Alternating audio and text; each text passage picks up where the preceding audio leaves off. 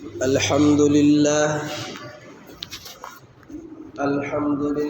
الذي شرفنا على سائر الأمم برسالة من اختصه بين الأنام بجوامع الكلم وجواهر الحكم. صلى الله تبارك وتعالى عليه وعلى آله وسلم. ما نطق اللسان بمدحه ونسخ القلم. علم الإنسان ما لم يعلم. أما بعد، أعوذ بالله من الشيطان الرجيم. بسم الله الرحمن الرحيم. لقد كان لكم في رسول الله أسوة حسنة. صدق الله العظيم.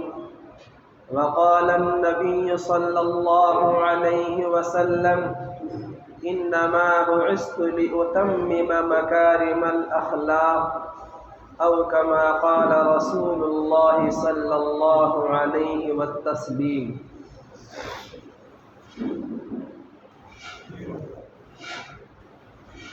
محمد کی آمد بشیرا و نذیرا، محمد کی آمد بشیرا و نذیرا، فصلوا علیہ کثیرا کثیرا. کی محمد سے وفا تو نے تو ہم تیرے ہیں، کی محمد سے وفا تو نے تو ہم تیرے ہیں. یہ جہاں چیز ہے کیا لوح قلم تیرے ہیں. عزیزان گرامی،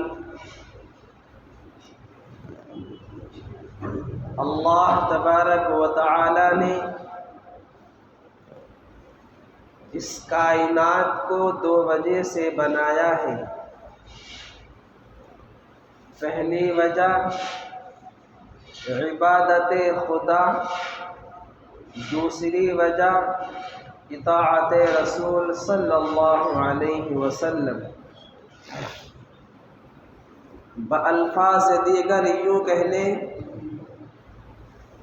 کہ اگر محمد صلی اللہ علیہ وسلم کا وجود نہ ہوتا تو یہ دنیا بنائی نہ جاتی، اس دنیا کا وجود نہ ہوتا. محمد کے انوار سے نقش روئے محمد بنایا گیا، پھر اسی نور سے بنا کر اس بزم کون و مکاں کو سجایا گیا. یعنی اللہ کے نبی صلی اللہ علیہ وسلم کے نور ہی سے اس کائنات کو سجایا گیا. حضرت آدم علیہ السلام نے جب اللہ سے معافی مانگی تو اللہ نے فرمایا کہ آپ کی معافی کو قبول اس لیے کیا جاتا ہے کہ مجھے اس کائنات کے اندر اپنے حبیب کو بھیجنا ہے. اگر اللہ کے نبی اس دنیا میں نہ آتے تو حضرت آدم علیہ السلام کی معافی کو قبول نہ کیا جاتا. بہرحال ربیع الاول کا مہینہ چل رہا ہے اور مسلمان اس مہینے کے اندر عید میلاد النبی مناتے ہیں. عید میلاد النبی ہے کیا؟ اس کی حقیقت کیا ہے؟ اس کا پس منظر کیا ہے؟ اور میلاد کہتے کس کو ہیں؟ اکثر حضرات تو ایسے ملیں گے کہ جن کو میلاد کا مطلب ہی معلوم نہیں ہے. میلاد کہتے ہیں پیدائش کو، پیدا ہونے کو. تو جس دن اللہ کے نبی صلی اللہ علیہ وسلم پیدا ہوئے اس دن کی خوشیاں مناتے ہیں. اب جب اللہ کے نبی صلی اللہ علیہ وسلم اس دنیا میں آئے تو یہ اس دنیا کا، اس کائنات کا سب سے عظیم واقعہ ہے، سب سے بڑا واقعہ ہے، اس سے بڑا واقعہ کوئی نہیں۔ اب ہوتا کیا ہے کہ ہم خوشی تو مناتے ہیں، میلاد تو مناتے ہیں، لیکن اس پیدائش کا مقصد کیا ہے، اس میلاد کا مقصد کیا ہے، اس کو بھول جاتے ہیں۔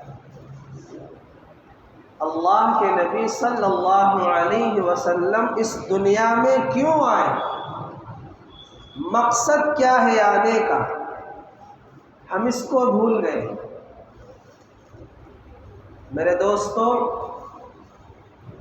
الم یجد کا یتیماً فآویٰ قرآن کریم میں ہے،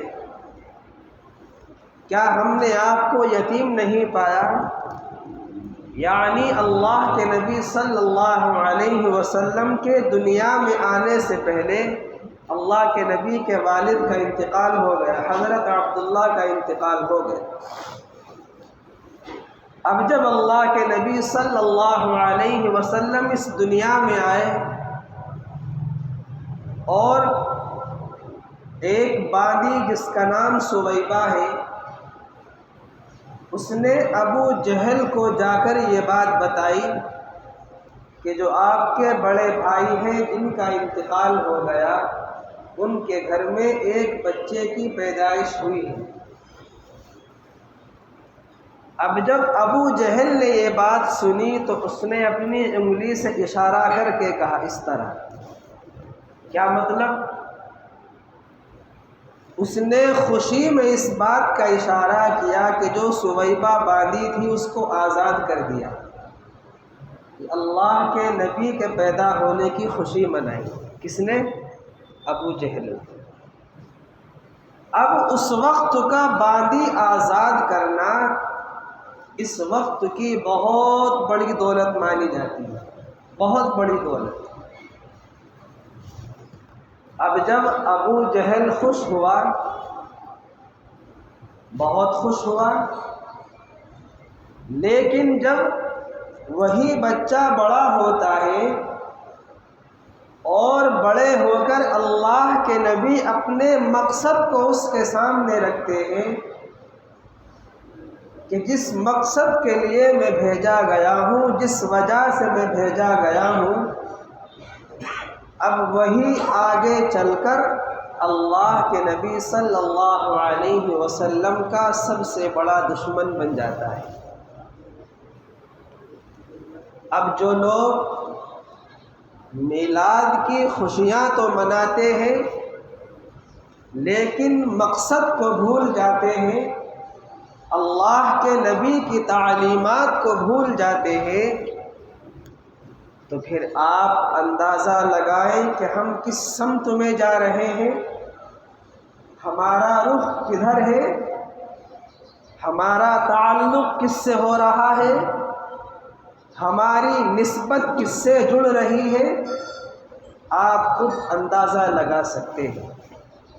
اس لیے میرے دوستو، ہم سیرت النبی کے تو جلسے کرتے ہیں، ہم سیرت النبی کے پروگرام کرتے ہیں، ہم اللہ کے نبی صلی اللہ علیہ وسلم کے پیدا ہونے کی تو خوشیاں مناتے ہیں، لیکن اللہ کے نبی کے دنیا میں آنے کا مقصد کیا ہے اس کو بھول جاتے ہیں۔ اور آج اسی پیغام کو عام کرنا ہے، آج اسی تعلیمات کو پھیلانا ہے کہ اللہ کے نبی صلی اللہ علیہ وسلم کا اس دنیا میں آنے کا مقصد کیا تھا۔ میرے دوستو، جب اللہ کے نبی نے دعوت دی، فاران کی چوٹی پہ کھڑے ہو کر یہ بات کہی، دعوت دینے سے پہلے اپنی ذات کو پہلے منوایا، اپنی شخصیت کو پہلے منوایا، وہ کس طریقے سے کہ اللہ کے نبی صلی اللہ علیہ وسلم نے فاران کی چوٹی پہ کھڑے ہو کر علی الاعلان یہ بات کہی کہ اے لوگوں، میں نے تمہارے درمیان ایک لمبی زندگی گزاری ہے، میں نے تمہارے درمیان ایک عرصہ گزارا ہے، تم نے مجھے کیسا پایا؟ تم میرے بارے میں کیا گمان رکھتے ہو؟ یہ مطالبہ کیا لوگوں سے۔ تو اس وقت لوگوں نے کہا کہ آپ ہمارے درمیان میں رہے، ہم نے آپ کو اتنا سچا پایا، اتنا سچا پایا کہ دنیا کے اندر آپ سے زیادہ سچا کوئی نہیں ہے۔ ہم نے دنیا کے اندر آپ کو سب سے بڑا امین پایا، آپ سے بڑا امانت دار کوئی نہیں ہے۔ یہ دعوت دینے سے پہلے کی بات ہے، ابھی دعوت نہیں دی دین کی، دعوت دینے سے پہلے اپنی ذات کو منوایا۔ لوگوں نے اقرار کیا کہ آپ سچوں کے سچے ہیں۔ آپ نے یہ بات بارہا سنی ہوگی کہ جس رات اللہ کے نبی صلی اللہ علیہ وسلم مدینہ ہجرت کے لیے جا رہے تھے، اپنے بستر کے اوپر حضرت علی رضی اللہ عنہ کو بلایا اور کہا کہ آپ یہاں سو جاؤ، اور اس کمرے کے اندر لوگوں کی امانتیں رکھی ہوئی ہیں کہ جب صبح ہوگی تو آپ ان امانتوں کو لوگوں کو واپس کر دینا۔ یہ واقعہ بارہا آپ نے سنا ہے، لیکن کبھی اس پہ آپ نے غور کیا ہے؟ کبھی اس بات کی طرف توجہ دی ہے کہ جن لوگوں کی امانتیں اللہ کے نبی کے پاس رکھی ہے، وہی لوگ اللہ کے نبی کو قتل کرنے کے در پہ ہیں؟ کبھی اس بات کے اوپر غور کیا ہے؟ کبھی سوچا ہے کہ ایک شخص اللہ کے نبی کو امین مان رہا ہے اور اپنی امانت اللہ کے نبی کے پاس ہے، لیکن وہی شخص اللہ کے نبی کے قتل کے در پہ ہے؟ جو لوگ اس وقت اللہ کے نبی کا گھر کا محاصرہ کیے ہوئے تھے، ان لوگوں کی امانتیں اللہ کے نبی کے پاس رکھی تھی۔ تو میرے دوستو، ان کو اختلاف اللہ کے نبی کے امین ہونے کا نہیں تھا، بلکہ اختلاف تو ان کو دین سے تھا۔ امانت دار تو انہیں مانتے تھے، سچا تو انہیں مانتے تھے، لیکن اختلاف ان کے دین سے تھا، مذہب سے اختلاف تھا۔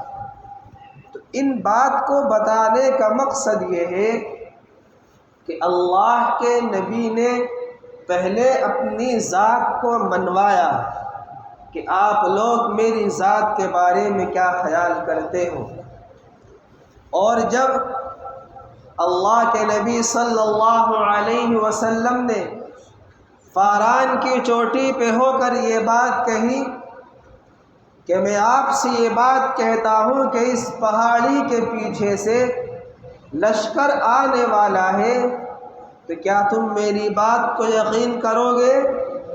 تو اس وقت لوگوں نے کہا کہ اگر لشکر آیا ہم تب بھی یقین کریں گے، اور اگر لشکر نہیں آیا تب بھی یقین کریں گے۔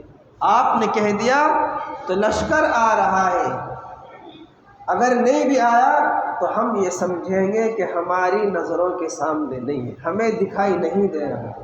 اتنا پکا یقین، اس بات کو پہلے منوا لیا۔ لیکن جب دین کی دعوت دی تو جب ابو لہب نے پتھر اٹھا کے مارے تو اس کے بارے میں آیت نازل ہوئی، تبت یدا ابی لہب وتب، کہ ابو لہب کے دونوں ہاتھ ٹوٹ جائیں۔ اور ابو لہب نے جو کچھ کمایا وہ سب خراب برباد ہو گیا۔ اور میرے دوستو، کیا وہ اکیلا جہنم میں جائے گا؟ نہیں، وامرأتہ حمالۃ الحطب، اس کی بیوی بھی جہنم میں جائے گی۔ تو وتھ فیملی جہنم میں جانا کنفرم ہے، کنفرم جہنم میں جانا۔ اب میرے دوستو، اب ہم لوگوں نے اللہ کے نبی کے بارے میں اقرار کیا ہے، اللہ کے نبی کو سچا مانا ہے، اللہ کے نبی کے بارے میں یہ بات کہی ہے کہ اللہ کے نبی سب نبیوں کے امام ہیں، اللہ کے نبی ہمیں ہماری اولاد سے زیادہ محبوب ہیں، ہمیں ہمارے والدین سے زیادہ محبوب ہیں، ہمیں اپنی مال و دولت سے زیادہ محبوب ہیں، بالآخر اللہ کے نبی ہمیں سب سے زیادہ محبوب ہیں۔ ہم اللہ کے نبی کے لیے سب کچھ قربان کر سکتے ہیں۔ ہم نے دعویٰ کیا، ہم اس بات کا اقرار کرتے ہیں، ہم یہ بات کہتے ہیں، لیکن زبانی دعوے ان لوگوں نے بھی کیے تھے۔ میں نے آپ کو مثال دے کر بتایا، زبانی دعوے ہم بھی کرتے ہیں کیا، لیکن ہم اللہ کے نبی کے اوپر عمل کر کے دکھاتے ہیں، اللہ کی نبی کی سیرت کے اوپر چل کر دکھاتے ہیں۔ کیا ہم اللہ کے نبی صلی اللہ علیہ وسلم کی تعلیمات کے اوپر عمل کر کے دکھاتے ہیں؟ کیا ہم اللہ کے نبی صلی اللہ علیہ وسلم کی سنت کے اوپر عمل کر کے دکھاتے ہیں؟ ہر شخص اپنی ذات کا فیصلہ خود کر لے، ہر شخص اپنے گریبان میں خود جھانک کر دیکھ لے۔ میرے دوستو، آج ہم نے اللہ کے نبی کے پیدا ہونے کی خوشیاں تو منائی ہیں، خوشیاں مناؤ، لیکن اللہ کے نبی کا اس دنیا میں آنے کا مقصد کیا ہے؟ وہ ہمیں پیغام کیا دے کر گئے ہیں؟ وہ ہمیں تعلیمات کیا دے کر گئے ہیں؟ وہ ہمیں سکھا کر کیا گئے ہیں؟ آج ہم نے اللہ کے نبی کی تعلیمات کو فراموش کر دیا ہے، اللہ کے نبی کی تعلیمات کو پس پشت ڈال دیا ہے۔ آج مسلمان پریشان ہیں، آج مسلمان گمراہی میں مبتلا ہے، آج مسلمان ذلت کی زندگی گزار رہا ہے۔ تو اس کی صرف اور صرف ایک وجہ ہے کہ آج ہم نے اللہ کے نبی صلی اللہ علیہ وسلم کے دنیا میں آنے کے مقصد کو بھلا دیا ہے۔ آج ہم پروگرام خوب کرتے ہیں، سیرت کے جلسے خوب کرتے ہیں، سیرت النبی کے اوپر پروگرام بہت کرتے ہیں، لیکن ان پروگرام کا مقصد کیا ہوتا ہے؟ ان جلسوں کا، ان سیرت کے پروگراموں کا مقصد کیا ہے؟ ہم اس کو یاد نہیں رکھتے ہیں۔ اس لیے میرے دوستو، آج ہم یہ عہد کریں کہ ہمیں اللہ کے نبی صلی اللہ علیہ وسلم کی تعلیمات کو عام کرنا ہے، اور عام کس طریقے سے کرنا ہے، کس اندازے سے کرنا ہے؟ اللہ کے نبی صلی اللہ علیہ وسلم نے فرمایا، الدین النصیحہ، دین خیر خواہی ہے، کہ جہاں خیر خواہی ہوگی وہاں دین ہوگا، اور جہاں دین ہوگی وہاں خیر خواہی ہوگی۔ اگر کہیں خیر خواہی نہیں ہے، کہیں مسلمانوں کے درمیان آپس میں محبت نہیں ہے، تو سمجھ لو وہاں دین نہیں ہے۔ یہ ایک دوسرے کی ضد ہے، یہ ایک دوسرے کے لیے لازم ملزوم ہے کہ جہاں دین ہوگا وہاں خیر خواہی ہوگی، جہاں بھلائی ہوگی وہاں دین ہوگا، یہ پکی بات ہے۔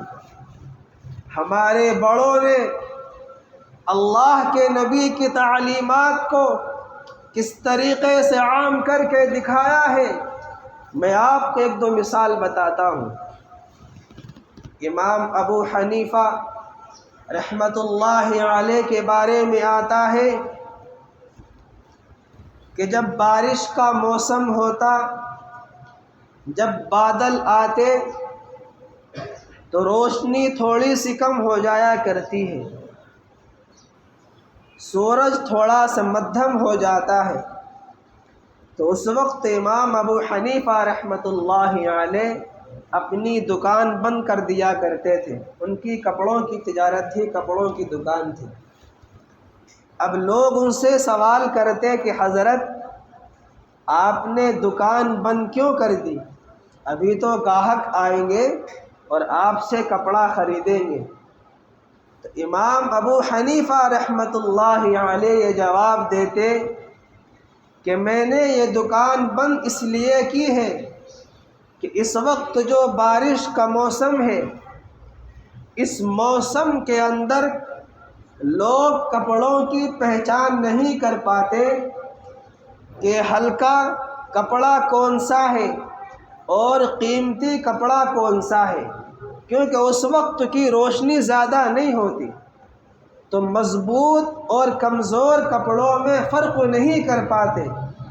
اور میں یہ نہیں چاہتا کہ لوگ جس کپڑے کو قیمتی سمجھیں اور وہ ہلکا نکل جائے اور وہ دھوکے میں رہ جائے، لہذا اس دھوکے سے بچنے کے لیے میں اپنی دکان کو بند کر دیتا ہوں۔ یہ ہے تعلیمات اللہ کے نبی صلی اللہ علیہ وسلم کی، یہ ہے دین ہمارا، یہ ہے اسلام ہمارا کہ جو ہمارے بڑوں نے ہم تک پہنچایا ہے۔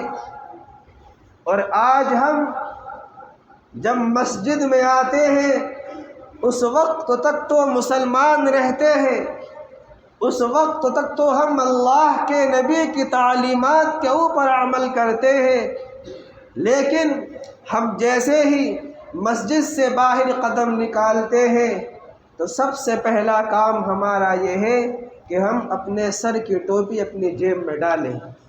سب سے پہلا کام ہمارا یہ ہوتا ہے کہ معلوم نہیں کہ ہمارے اوپر کون سے ظلم کے پہاڑ توڑے جائیں گے اگر ہم نے مسجد کے باہر سر کے اوپر ٹوپی رکھ لی۔ معلوم نہیں ہم نے کون سا غلط کام کر لیا ہے۔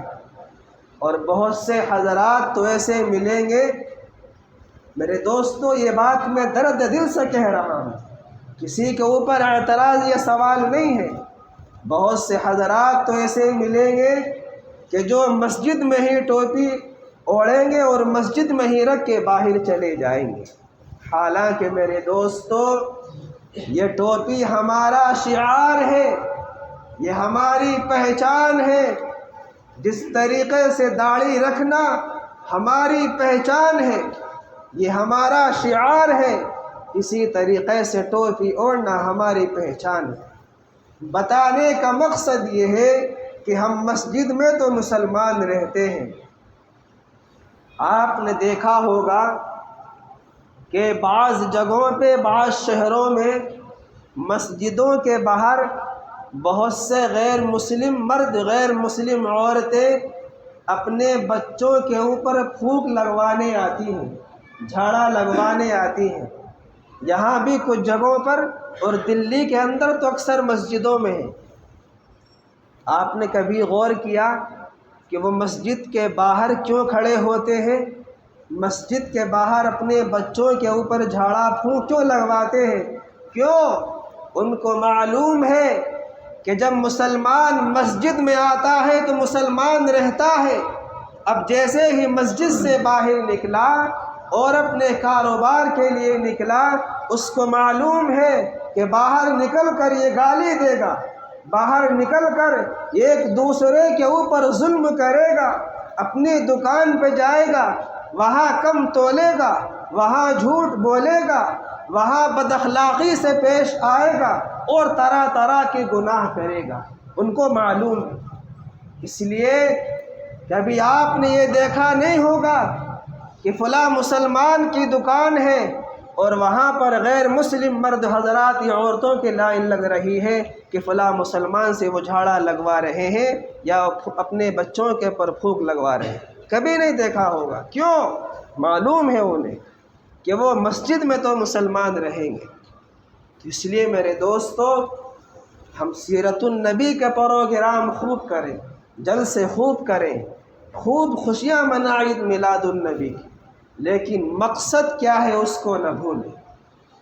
تو اس لیے ہمیں اس بات کو پھیلانا ہے، اس پیغام کو عام کرنا ہے کہ اللہ کے نبی صلی اللہ علیہ وسلم کا اس دنیا میں آنے کا مقصد کیا تھا، ورنہ ہم نے صرف خوشیاں منائی اور پیغام کو یاد نہ کیا، تعلیمات کو یاد نہ رکھا، تو ہمارا شمار کن لوگوں میں ہوگا؟ میں نے آپ کو ساری باتیں بتا دی۔ اللہ سے دعا ہے کہ اللہ تبارک و تعالی ہمیں اللہ کے نبی صلی اللہ علیہ وسلم کی تعلیمات کو عام کرنے والا بنائے، آمین۔